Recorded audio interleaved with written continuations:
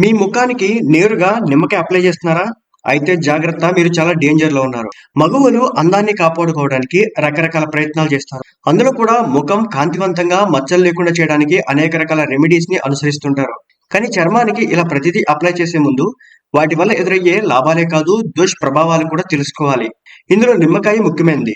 ఇందులో vitamin C పుష్కలంగా ఉంటుంది. అయితే ముఖానికి రాసేటప్పుడు చాలా జాగ్రత్తగా ఉండండి.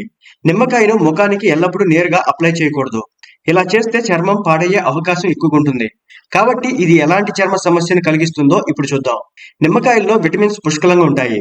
ఇది చర్మ సంబంధిత సమస్యలను నయం చేసే సహజమైన బ్లీచింగ్ ఏజెంట్ గా పనిచేస్తుంది. అయినప్పటికీ దాని ఆమ్ల లక్షణాల కారణంగా చర్మానికి నేరుగా అప్లై చేయడం వల్ల కొన్ని దుష్ప్రభావాలు కలిగిస్తాయి. ముఖ్యంగా దురద, మంట. నిమ్మకాయను నేరుగా ముఖానికి అప్లై చేయడం వల్ల చర్మంపై పొక్కులు ఏర్పడతాయి. అందుకే సెన్సిటివ్ స్కిన్ ఉన్నవారు నిమ్మకాయను నేరుగా అప్లై చేయడం మానుకోవాలి. లేదంటే చర్మంపై వాపు, దురద, మంట, ఎర్రబారడం వంటి సమస్యలు వస్తాయి. ఈ లక్షణాలను తేలిగ్గా తీసుకోవడం వల్ల సమస్య మరింత తీవ్రమవుతుంది. బదులుగా దీనికి సున్నిపిండి, ముల్తానీ మట్టి, గ్లిజరిన్, కొబ్బరి నూనె, అలోవెరా జెల్ మొదలైనవి కలిపి అప్లై చేస్తే మంచిది. అదేవిధంగా సూర్యరశ్మి ప్రమాదం.